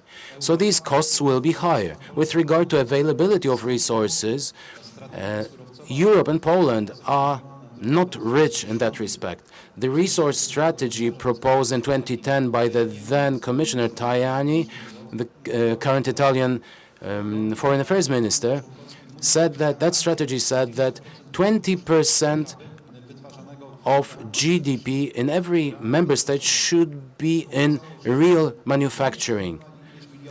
We exported, we outsourced millions of jobs to Asia, and then it turned out that during the times of crisis, we had disrupted supply chains, we did not have face masks or some other fundamental commodities. So this is just a short reflection. I would be very much in favor. Please remember that we were the political party who was the first to propose the introduction of biofuels. That law was vetoed by President Kwaśniewski, claiming that car engines would be destroyed by biofuels. This hasn't happened if you have the right technology product. And there is a certain reserve with regard to the problems that we currently have on the market. So if by 2040 in heat generation we'll have 40% and 60% from renewables in electricity, these would be satisfactory proportions. 40% of heat, will it include nuclear, and how much nuclear will be there? This will determine the process of decarbonizing the Polish energy sector, because, in fact, nuclear power has to replace the current coal units. And this is also related to the current aging of our 200 megawatt units, coal-fired units, that we still have in Poland in large numbers. SMRs can be used whenever those 200 megawatt units are used. One of them is Adamów or Turek. There is no coal-fired plant in operation because the deposits have run out. The power plant is not operating, but the grids are there, the infrastructure is there. So this is a great location for single or multiple SMRs to be installed. Of course, I am aware that it may be 2028, maybe 2029. It might be a bit earlier, but realistically, we can say that it is a technologically feasible product, and it will be feasible several years earlier than the large-scale nuclear plant planned on the Polish coast. Because the investment cycle from the final investment decision in optimistic terms, 13 years, less optimistically 15 years, and I think that we would have to spend about 200 billion zlotys. I'm talking about large-scale nuclear. And this would be funded from the state budget. If it's funded by the state budget, someone will have to pay those taxes. So in my opinion, we should have a realistic approach to that. And one last question, which energy is the cheapest? The energy that's not consumed. The entire process of thermal modernization or upgrading, it is also related to the Fit for 55 process. This is still ahead of us, and it is a great process for the Polish businesses. We know how to thermally modernize our construction facilities, our buildings. We have our own resources, we have qualified personnel. And this is also distribution of contracting across Poland. We can have 70 billion zlotys in funds earmarked to this purpose. And on top of that, we'll have to use cogeneration. With 30 or 40% efficiency, we cannot maintain this level of efficiency in heat generation. If we can achieve 80% or even higher efficiency, I agree with the ministers mentioning new solutions related to the hydrogen economy and the transformation in Greater Poland is aimed at using hydrogen and using energy surplus. It is a great process, including energy storage. But this is still ahead of us. This process has to be prepared technology-wise. But we might be slightly surprised by the quick search for new technologies as a result of Russia's war against Ukraine. Like the nuclear fusion, the Americans and Germans are leading the race here. New fusion technologies may be something feasible within our lifetime. So let's treat. I would like to declare on my part, I would like to make realistic, feasible declarations. We are in 2023. 2030 is 7 years from now. So I'm not convinced that we can achieve 70% of energy from renewables, although I would like it very much. Stawić kropkę, deklaracje, drodzy Państwo, piękne, ale zaraz zostaną skonfrontowane z przedstawicielami branży i biznesu, a ja w imieniu dziennikarzy mogę powiedzieć, że będziemy codziennie Państwu mówić sprawdzam. Bardzo dziękuję. Dzień dobry, TVN też będziemy sprawdzać. Bardzo dziękuję. Poproszę Państwa o pozostanie oczywiście z nami, bo tak jak powiedziała Magda, którą żegnamy, za moment konfrontacja z światem biznesu, a świat biznesu u mego boku reprezentować będzie Małgosia Bartosik, Deputy CEO Wind Europe, którą zapraszam na scenę i poproszę o przywitanie ją godnie. Dziękuję bardzo. Dzień dobry. Oprócz Małgosi na scenie pojawią się reprezentanci różnych firm, organizacji. Jest z nami Janusz Gajowiecki, prezes zarządu Polskie Stowarzyszenie Energetyki Wiatrowej, znany już Państwu. Będzie z nami też Sebastian Jabłoński, prezes zarządu Respect Energy. Michał Kołodziejczyk, country manager Equinor. Jest z nami też przedstawiciel Vestas, Kristen Ornsberg, vice president Global Public Affairs. I Robert Nowicki, członek zarządu Orlen. Witamy serdecznie. Małgosiu, to proponuję, żebyśmy zasiedli. Przysłuchiwałaś się tej dyskusji na razie biernie, jako strona biznesowa. Myślę, że to jest też dobry moment na Twoją refleksję i Twoje otwarcie tej drugiej części naszego spotkania. Dziękuję bardzo. Tutaj taka refleksja, może bardzo krótka, bo mamy 30 minut, więc przejmuję mikrofon, włączamy szósty bieg, szybkie pytania, szybkie odpowiedzi. Ta pierwsza debata właśnie polityczna, może nie do końca wszyscy się zgodzili co do oceny działań rządu dotychczas, jeśli chodzi o energetykę odnawialną, jeśli chodzi o politykę energetyczną. Ale jeśli patrzymy w przyszłość, to jednak tych punktów spójnych jest bardzo dużo, jest bardzo wiele i wydaje mi się, że na tym powinniśmy budować. Chociaż tutaj biznes te wizje będzie musiał realizować, tak? Politycy mają swoje plany, ambicje, a to państwo, którzy teraz dołączyliście, wy będziecie musieli te plany realizować. Więc bardzo prosilibyśmy o krótki komentarz Tutaj może zaczniemy tutaj od pana prezesa Nowickiego. Krótki komentarz do tej pierwszej debaty politycznej. Czy faktycznie przyszłość jest tak świetlana, jak nam została przedstawiona podczas tej pierwszej godziny? Bardzo dziękuję za to pytanie. Witam serdecznie wszystkich. Ja bardzo się cieszę, że biorę udział tutaj na spotkaniu wszystkich zainteresowanych i wszystkich z branży wiatrowej. Niewątpliwie te działania, i w pełni tutaj się zgadzam z panem ministrem Zyską, że te działania, które robimy i my jako te ramię wykonawcze polityki energetycznej państwa, jako grupa Orlen i w części wiatrowej i w innych częściach, ma prowadzić do kilku rzeczy, jak to było mówione. Pierwsza to jest kwestia związana z bezpieczeństwem, druga związana z ekonomią i to chyba wszyscy tutaj takim głosem mówimy, inaczej może niektóre rzeczy rozumiemy. Ja mam kilka takich, notowałem i sobie słuchałem tak z wypowiedzi i to, co my jako Orlen, jeśli chodzi o SMR-y, bo pierwszy temat tej podstawy. Tutaj, jak wszyscy wiemy, wspomniany Westinghouse, ale to nie tylko. My, prowadząc prace nie tylko przygotowawcze, ale już realizacyjne przez Synthos Green Energy, naszą spółkę, córkę, mamy w tej chwili podpisane porozumienie i umowę chociażby z GE Hitachi na budowę reaktorów BWRX-300. I jeśli chodzi o koszty, bo też tu były wspomniane koszty cen energii, to trzeba jednoznacznie powiedzieć, że koszt energii wytwarzany przez reaktor jądrowy jest kilka razy mniejszy niż tej energetyki konwencjonalnej.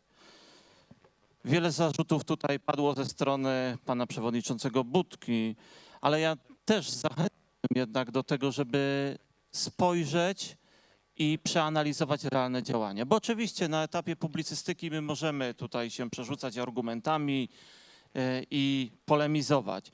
Niemniej jednak na koniec dnia najważniejsze jest to, Of the day, the most important thing is what we, as the Orlen Group, and as the group of all companies z energetyką, nie tylko wiatrową, involved in the energy sector, not only wind, have to achieve, because it applies to all of us. One of the rzeczy, które chciałbym main powiedzieć, things that I'd like to share with you regarding firm, bo też padły companies. kwestie związane z firmami. Dzisiaj wiemy, jaki jest stan, jeśli We chodzi know o the status today regarding wiemy, ten podział. I tutaj też nie zgodzę się, że to było tak robione postępowanie, które power miało tylko distribution. na celu zgłoszenie się spółek Skarbu Państwa. No nie, jak widać... I do not agree that the tendering was set to allow only state treasury companies participating. We have representatives of Vestas and other companies, and we're talking about the cooperation. Poland is not a bubble that is not unpredictable, that is unpredictable for investors. Quite contrary.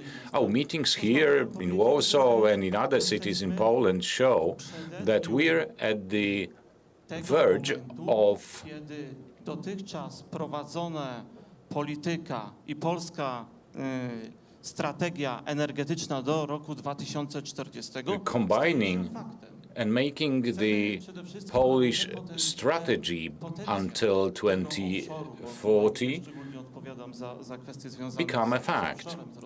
I'm also responsible for the offshore development. We would like to maximize these activities and the development of the installation port in Świnoujście.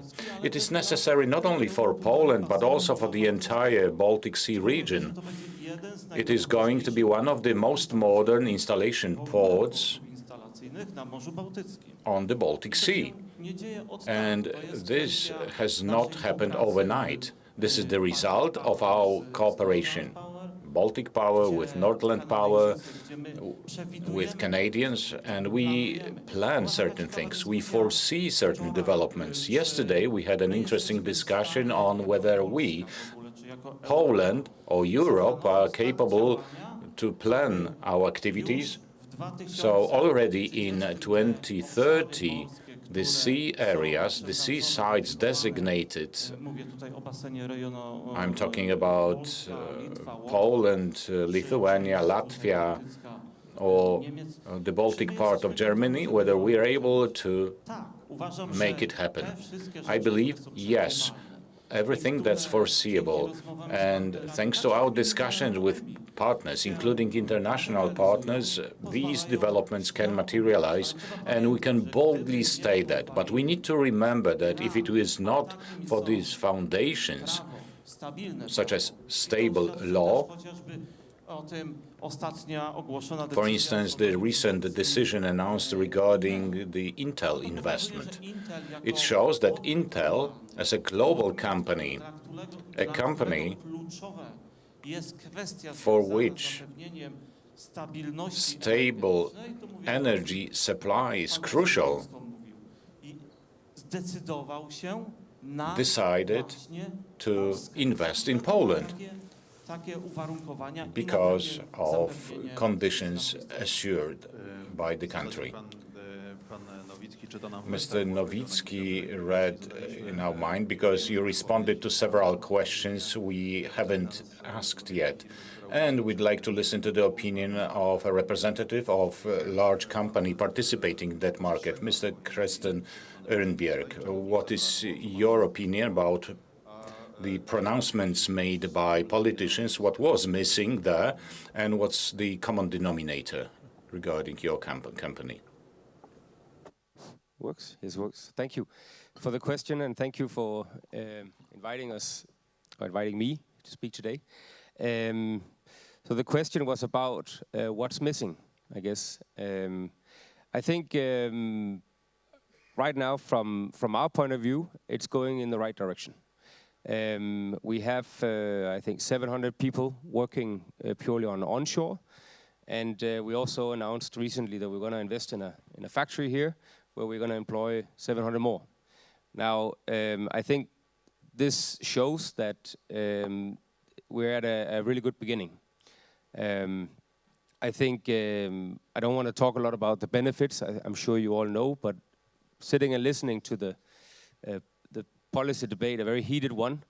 I mean, we have the same discussions in Denmark, but I think there's a recognition that more renewables, more wind will give lower energy bills. I mean, we have people in Denmark looking at their apps when they can start their washing machines and so forth. I think jobs as well, we have that in Denmark, but it's starting also very much here. And then the most important part, of course, the energy security. I mean, this is something that will be installed in Poland. But I think, well, for us, targets are very important, but much more important than targets is that the targets are actually being met.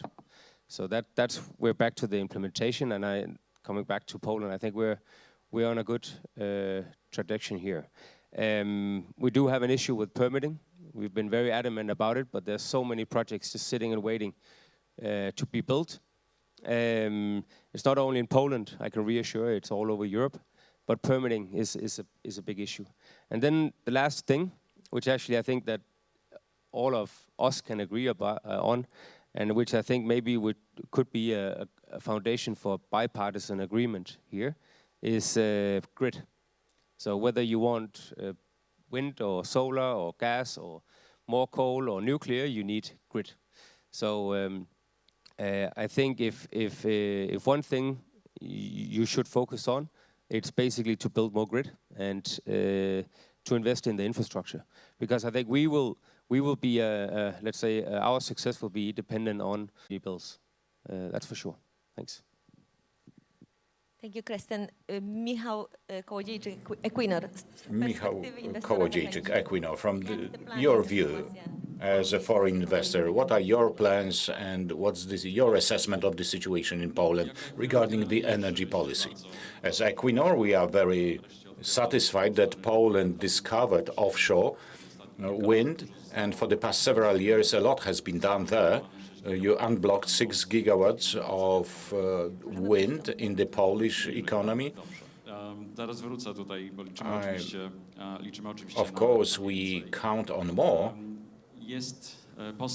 There is a progress in onshore, which, of course, could be accelerated significantly. And the third pillar of our presence in Poland, we support Poland's energy independence, namely the supply of gas from the Norwegian shelf. There were figures quoted regarding the future energy mix. In order to meet these ambitious goals and to make them even more ambitious, we need to have a long-term planning. This is what actually materialized in the UK, and this is what is missing in Poland. We're missing this consensus reached above political divisions. The new energy strategy of Poland refers to 18 gigawatts from onshore. We could talk about 32 gigawatts offshore on the Baltic, according to the industry, but several things need to change. 18 gigawatts offshore would require investment of 240 billion zlotys. Huge money. Then we need to move, in order to move from 18 to 32 gigawatts offshore, we need to have new technologies such as floating foundations installed on the Baltic, and there Equinor is the largest, is the leader regarding floating foundations, floating wind farms in the world. So for the upcoming 5 years, we plan to invest 120 billion zlotys to invest in renewables, offshore, onshore, carbon capture and storage. And in fact, there are not too many countries in the world, if there are any, where such investment is implemented individually, centrally planned. Everywhere these involves joint venture companies to ensure two things. First, financing. Secondly, access to relevant competences, access to the market and the supply chain. And we all know that there are a number of risks there. And this is what we are afraid of. We are afraid that this is what's missing in Poland.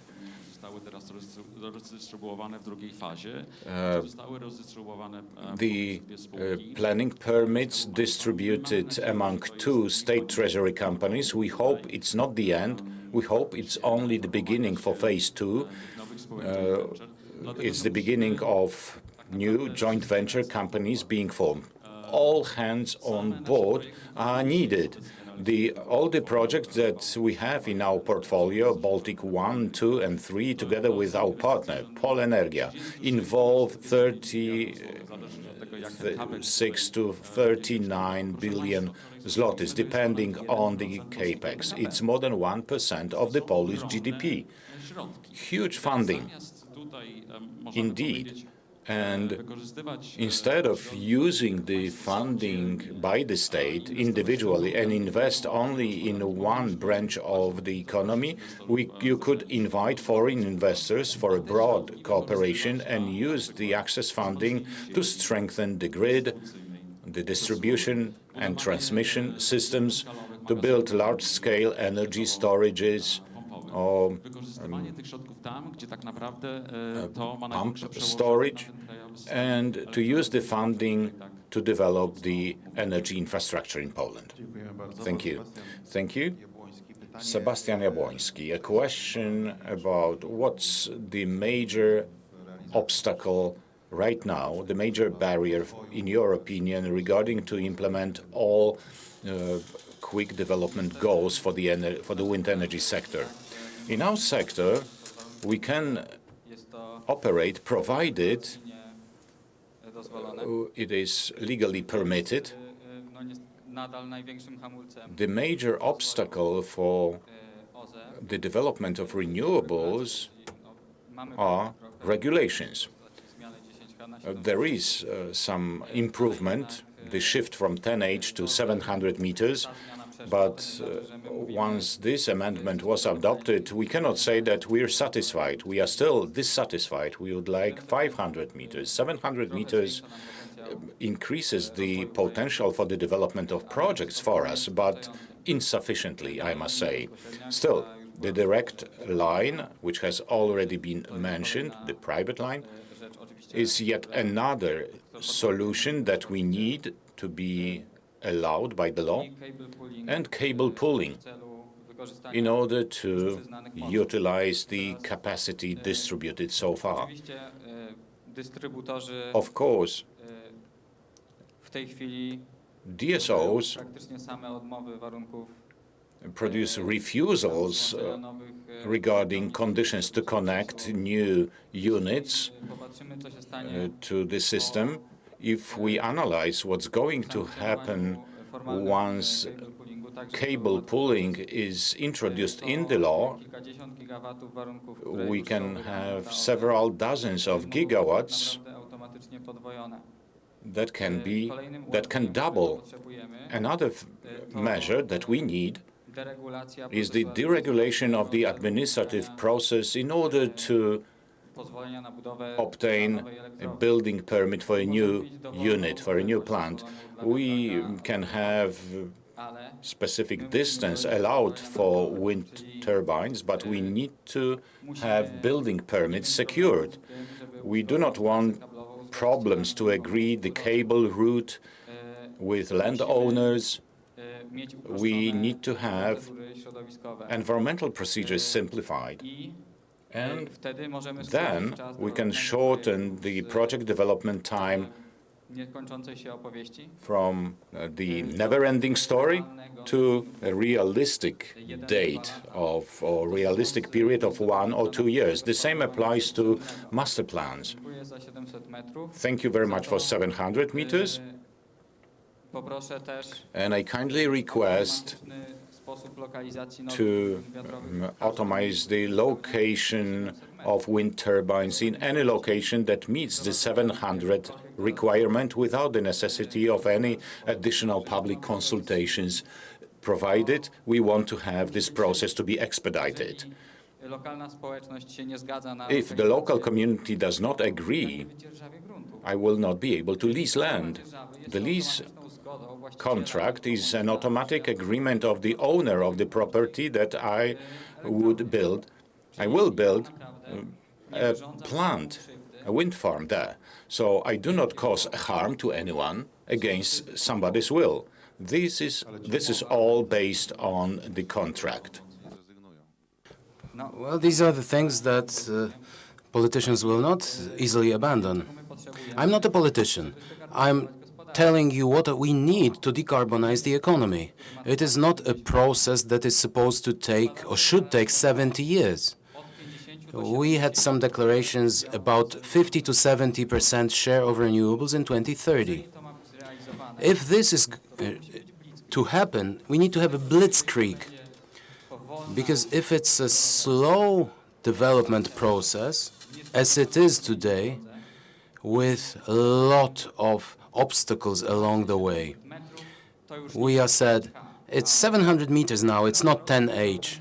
But now the development process will take 6 years. So it is 2023 today. So a project that I start today will be completed in 2029, which means that a nuclear power plant can be built faster than a wind farm in this country. This is the most important thing blocking the development. If we are to build, we need to have financing. Most of us, some of us, can have a loan at 2% interest rate to buy a flat. But I cannot have a loan with an interest rate of 2% to build a wind farm. An apartment is an egoistic thing, just one household. A power plant is important for the entire economy, so its financing is more important than someone's household. Every megawatt, every new megawatt in renewables reduces energy prices for everyone. Every flat bought at the preferential interest rate raises the prices of all apartments because it increases the demand for a rare resource. We are increasing supply of something that is rare, that is in shortage. So that is why we have barriers, and they have to be removed. Only then will we be able to decarbonize our economy. Thank you very much, Sebastian. Pozwolę sobie tutaj, nie, pozwolę sobie tutaj pominąć cię w tej rundzie. I will skip you in this round. Well, they're afraid. I'm afraid what Gajowiecki would say. Can I give you one good news? I would like to encourage you to visit the Environmental Protection Fund or cooperating banks. You can have a less than 2% interest rate loan for renewables. A positive piece of information. Is there any comment from the political representatives? I would like apartments not to be a rare resource in Poland, but I would like to have a preferential financing for renewables. I disagree with the chairman here. Please do not take it personally, but I'm a great opponent of state monopolies. I believe that one of the bigger mistakes being made is what is being done around Orlen. I'm not talking about fuel prices. This is where we differ. I believe that a state building monopolies and great conglomerates is killing entrepreneurship, it's killing private investments. And we are talking about private investments. Please look at investment rates in Poland. The drop in investment in Poland, a record drop in the past years. And it is not the role of the state to build large, enormous company groups under these great white and red flags talking about sovereignty and independence. This is not what it's all about. It always ends up with increased prices for consumers. If there is a monopolist, they will always increase the prices sooner or later. So what has been done with Orlen, first purchasing an energy company, then gas distribution company, I believe that it is a strategic mistake, and you will not convince me, but please do not take it personally, because it is a political decision and not a corporate decision. For me, state-owned companies should only be in terms of strategic sectors and not as it is happening now in Poland, because this kills the competition. And competitiveness is something that guarantees possible price decreases. Well, I did not interrupt you. I understand your role, and I wouldn't like to contradict what you have to say as a representative of Orlen. I'm saying that philosophically we will not find a common denominator, because if we are building a conglomerate dealing with gas, electricity, the fuel sector, if necessary, they will sell out oil refineries or fuel stations to build such a conglomerate. You will operate in onshore, offshore wind, and perhaps you will allow contractors if you have goodwill to do that. Well, but this means that both the French and the Spanish and the Portuguese are wrong. EDF 2 weeks ago has been repurchased, reacquired as a state-owned company. We have a different way of thinking philosophically what monopoly means and what security means. Because the French, the Spanish, they start to understand these things. There's no invisible hand of the market. I do not want to come back to times before 2015, but please imagine that you are right. We were talking about fantasy or science fiction. Let's let our imagination go. Who would introduce those bold changes rather than large conglomerates, large corporations? But you are not performing bold changes. If a state-owned company boasts record high profits and it is a monopoly, this shows that this money comes from consumers. Well, the CEOs bragged about high record profits. This is a significant difference. And today, with the current turbulence on the market, claiming that a monopolist will be able to do more, it's not true. It's visible with energy prices, margins, increased VAT on fuels. This is one of the examples. If we are boasting that the state is present in the energy sector, let's look at the energy sector. I'm from Silesia, so we had a state monopoly of coal companies, and we had a state monopoly in energy companies, and energy from coal, which comes from other state-owned companies. So what do we have? Record prices. But we are talking about energy sold by one Polish company, or coal sold by one Polish state-owned company to another Polish state-owned company to generate electricity. So we have record profits of mining companies and record profits of energy companies. This is where we differ. Is it bad that state-owned companies are well managed? No, you are simply robbing the people of their money. Okay, we'll stop that topic of the discussion. Well, we will have a solo duel after this lesson. It's not about bragging, it's not about boasting, it's about a position in the market. And also the matter of opportunities. If you talk about principles or values, they will never come to an agreement because this is non-negotiable. You have completely opposing views, so we will never reach a consensus. Małgosia, the MP, please. I think that the discussion about the share of the state in the economy will never end, and it will not be successful. However, excessive consolidation distorts the target that we want to see in the economy, and that is economic efficiency. I referred to that when talking about biogas. The intentions to gather it in the hands of several energy utilities are not good ideas. Perhaps the state should assign the role of processing the product, but that's a different story. There have been very relevant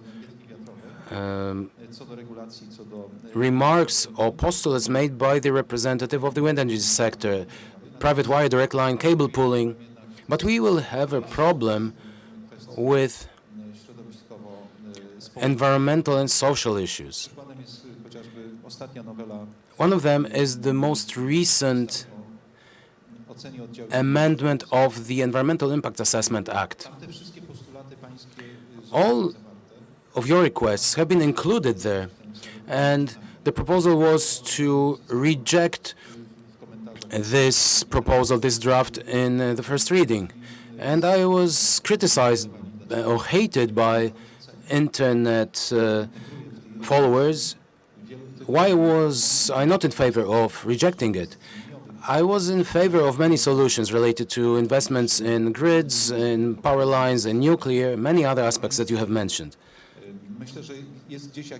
But there is some kind of mistake, some kind of an error in the very preparation of this law, because the stakeholders have not been listened to in the regulatory impact assessment. And this is a big mistake when preparing new regulation or new drafts. You need to listen to stakeholders, and the more time we spend for critical remarks that stakeholders have at the planning stage for new regulations, the better it will be for the application of this law in the future, especially talking about local communities, especially talking about local governments.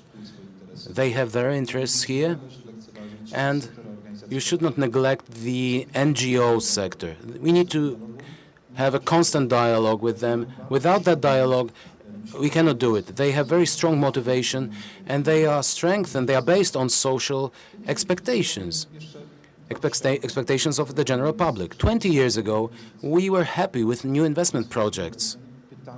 Today the question is, how will it affect my quality of life, the quality of life of my family, my environment, my children? And this is the main motivation. So that is why I'm calling your attention to that without referring to your expectations. So let's confront the statements from Mr. Jabłoński and this pragmatic business language. Let's confront it with the political realities that are in the hands of the law and justice government. Minister, can it be streamlined? Can we bypass some of the problems appearing along the way? And to what extent can the request from Mr. Grzyb to be applied? Can it be applied? Can we can we take into account the voices of local communities?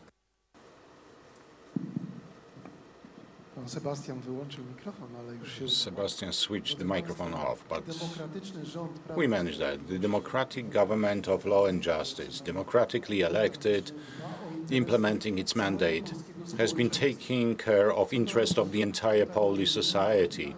What does it mean? Referring to the question or an expectation expressed by Sebastian Jabłoński, a well-known and respected entrepreneur, Respect Energy, I'm in a dialogue with this sector quite frequently, so Sebastian also participates in the discussions. We work on different legislative proposals and programs, and we created a number of unprecedented solutions and programs in Poland. The discussion platforms with the industry, including sector deals for offshore wind, hydrogen economy, biogas and biomethane, and photovoltaics. And these solutions are implemented as we speak.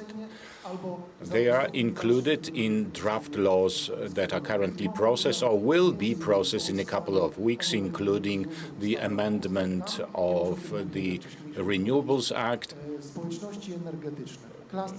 energy communities, energy clusters, energy cooperatives, civic energy communities in cities. This topic has been taken care of. We have tackled these issues, and there is no difference in opinion, as I think. We need to shift some responsibility, some of the burden related to the energy security to the local level. But this should happen not in a chaotic manner, but in an organized way, well managed. This can be implemented in energy clusters, which, according to the law, the obligatory space will be for local governments, because local governments can individually generate electricity and use electricity at schools, local government companies, swimming pools, and so on and so forth. But the local government is an institution of public trust, and others will be more willing to join such clusters. This is already implemented in the draft law discussed by the Parliament. When it comes to the 10H rule, the major dilemma, the major problem that we encountered as the ruling party, respecting the voice of the public. There were mass protests because in 2007, 08, and 2011, turbines were developed very close to residential houses, even closer than 200 meters. And this happened that, based on the planning permit, an investor came to the mayor and they both solved that issue. They settled. Today, such a situation is not possible. We ensured public participation in the assessment of projects, and it's crucial. So projects cannot be implemented against the will of people, but for people. And in order to encourage people to decide that this is their wind farm and they want it to operate and that they will benefit, we introduced the institution of a virtual prosumer. At least 10% of energy generated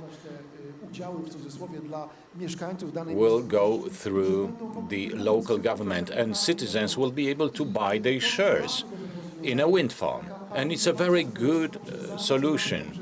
Public participation through the involvement and the engagement of the local community. I think it's a good path for people to agree that this is something desired. They will be proud that in their municipality they have a modern source of renewable energy.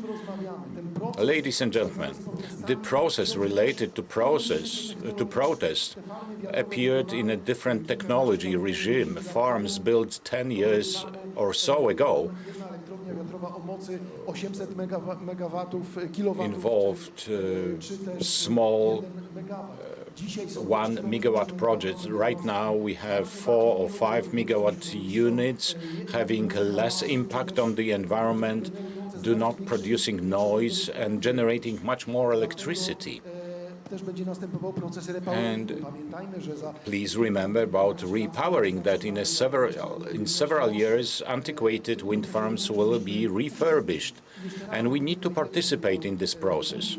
And there is one thing, I don't know whether I'll have some time in the further part of the debate to take the floor. I'd like to debate what Mr. Budka has said. It's not only a question of different philosophy in the approach of the role of the state, but if we give everything away to the market, there are a number of risks, real, very dangerous risks related to energy blackmail of Russia or domination of the market by other capital groups. So there is a certain area, such as nuclear power. You will admit that the state should have a share, should have a say, and should play a dominating role, or the transmission grid, like the PSE, playing a crucial role in energy security of the country. But this does not change the fact that we would not like to develop distributed energy sector. Until 2025, we plan to develop energy clusters. This process is already in progress. And referring to Orlen, if we allowed to diversify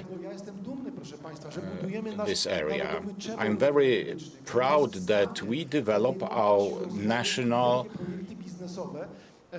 energy channel, capable of negotiating with the largest parties in the world, because probably the moderator does not know, but gas system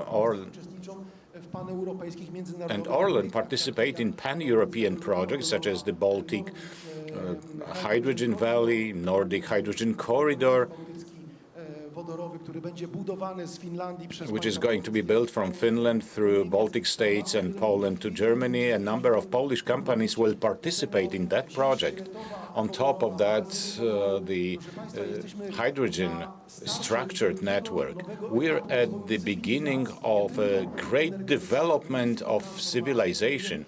This will not only be an energy transition, but this will contribute to a new civilization, zero emission, but this will require much investment and good regulations. I agree with Sebastian Jabłoński to a certain extent, but we need to respect the society and their voice. Everything that politicians do needs to be addressed and done for people rather than against people. This is our primary mission. Of course, we take care of the competitiveness of our economy, and now the Parliament adopted the special law on the transmission of electricity to facilitate investment in transmission and distribution of electricity. This will help us to build the new circulatory system for our economy. And Michał Kobosko would like to take the floor, and of course the new left. We will give you the floor very soon. Jakby pan redaktor tak przewalił jakiś program w TVN-ie, If you could Nie jesteśmy w TVN-ie. na szczęście nie jesteśmy. Drodzy państwo, run ja such a program in your television station, you would be seriously criticized. We're lagging behind the time, but on behalf of all representatives of politicians, we'd like to thank you very much for the debate. Thank you very much for withstanding. szacunek dla was, ale że wpadliście na Deep respect to you. It's very nice idea to put all of us together, because in a regular country it should be obvious that business and politics meet together, that there are no dangerous relations. These are natural relations. We work together not only for our companies and profit, but also for the development of the country. So thank you very much for the idea and for the implementation of this meeting. This might be an inspiration for other organizations and sectors, because this is the right moment for us to talk about the future of the country. The most important topics. I do not want to debate the role of Orlen. I will never agree to such a concept where the Polish state is to manage everything. The minister threatens us that they do not want to give away everything to the market. Please do not put us against the wall when it is no longer possible to return to the market, because the state will take over everything. And this will be the goal of our future democratic government. We treat discussions with you extremely seriously, not like in the past 2 terms of offices of the parliament when there were fake public consultations, no real regulatory impact assessment, and new laws were adopted which had to be amended immediately after. This will have to end. If we want high-quality state, we need to treat consultations with you very seriously, and this is what I can declare on my part. One thing to Michał. I'd like to be concise. Mr. Minister, let me take the floor now. While summarizing this debate, I can have a very optimistic conclusion. I've been following the debate on the energy sector. Several years ago, we couldn't agree. Now, we are in a different place, and at least we agree that renewable energy sources should be the priority, and we should reach climate neutrality. This is very encouraging. The new division line is based on something different, whether it's going to be centralized or decentralized process. In my opinion, we should have a citizen-based energy sector, and this will not be possible, this will not happen, this will not be feasible without consultations. I'm very glad that the minister declared to support energy cooperatives and so on and so forth. But there is a certain risk that it is just greenwashing. Whether it's going to happen will be seen through numbers. Let me give you an example. The government seemingly supported agricultural cooperatives, and we only have 1% of those. And this shows that declarations are great, but if these declarations are not followed by numbers, this might be insufficient. My proposal is to give the floor to the wise man with beard. Janusz, could you please summarize? We have 30 degrees outdoors and 40 degrees centigrade indoors. I'm very glad that you found time to come here to discuss to discuss the future of the energy sector, especially the renewables.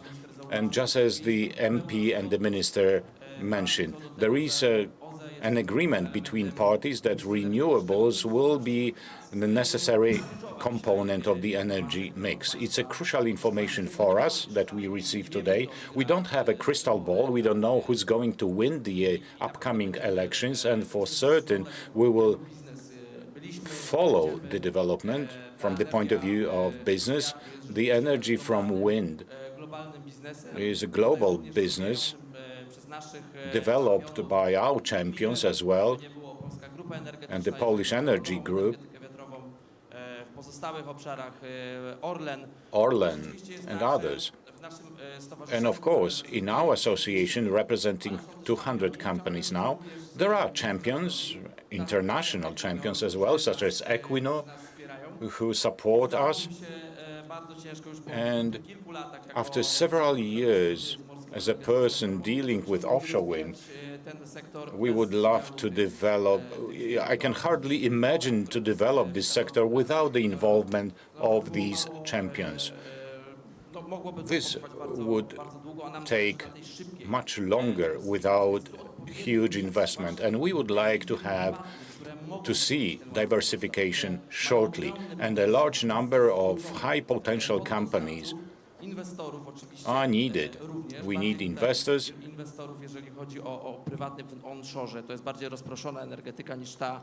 In onshore, it's more distributed than large-scale offshore wind, because there is no difference between nuclear power plant and the offshore wind farm in terms of capacity. And there is one more thing for us to be done as the industry. We need to convince you that onshore and offshore wind can contribute to the energy mix without nuclear. And we believe to have such a potential as the industry while operating at the European level. Of course, the transition is difficult. It is demanding. It will require to use coal-fired power plants for quite some time, but this, in our opinion, would be something rational. To have this transition to 100% renewables in the energy mix, and then the development of the hydrogen-based economy that the representative of the Polish People's Party mentioned. This has been stated very clearly. The minister mentioned several times about hydrogen valleys and other initiatives related to that. We, as the wind sector, understand the need to develop the hydrogen-based industry. We are going to build electrolyzers. As regards large scale that the president of Equinor mentioned, hydrogen would complement the investment. So we treat the approach to the energy mix seriously. We believe that in Poland, because of the largest potential in Central and Eastern Europe in offshore and onshore wind, because none of neighboring countries in the south or in the east cannot enjoy such a potential onshore, considering 500 or 700 meters. So we need to utilize our potential. We are at your disposal regarding energy security, energy freedom. A good example is Ukraine, where 2 weeks ago an onshore wind farm was made operational. We have representatives of Ukraine with us. A number of companies there implement and discuss various projects, and they discuss those projects with our champions, and we hope to be involved in the development of these projects in the future. And we would like to use their approach. Even though they built the farm in shelters, every day they went to shelters and then out to develop the wind farm. And they made it operational. This is something brilliant. It shows that wind energy is the energy of freedom. And please use us as the industry. We have full energy. We have this mission to be implemented, because we work not only for large clients, but we work for the mission itself. And we are able to, provided permitting is expedited, we have ready-made solutions. Great thanks to the minister. We can always count on Ireneusz Zyska as a representative of renewables. We do have consultations ongoing, and he has always participated in our meetings, and he listened to the voice of the industry. His task is not easy, of course, but I think we can be optimistic. Your pronouncements show that we are going to come back home convinced that The voice of renewable energy sources has been heard by Polish political parties. And let's put period over here. Thank you very much. Just one sentence, if I may. I'd like to thank Janusz Gajowiecki, the Polish Wind Energy Association, for organizing this important debate. It is a very important debate. As you notice, we differed in terms of certain opinions, but we all share the same goal of decarbonization of our economy, improving its competitiveness, and meeting targets. Methods may differ, but I wanted to tell you what I was talking about. The refinery in Schwedt was sold by Germans to Gazneft. They sold storages to Gazprom, transmission pipelines to companies with Russian capital. So capital has its nationality, and it is important. And in our way, we should cooperate with the best in the world, and this is what we've been doing, because in our sector deals, we have 250 companies from Europe and elsewhere in the world, the best technology companies and industrial companies. We'd like to cooperate with the best from Germany, France, Great Britain, Japan, Korea, South Korea. But the major goal for us is to increase local content, Polish technology and its commercialization through the development of Polish companies. I'm very glad that Orlen has been winning foreign markets, has been growing in Poland, but there are also small companies that I will not mention that started to internationalize in the area of renewables. The government of law and justice has been supporting this plan, and we have a specific goal regarding decarbonization of our economy, and we are going to implement this goal safely for the Polish society and for Poland. Let me add one more thing. As a representative of Orlen, this is going to be the last intervention. This is the communication that I'd like to share among all of us.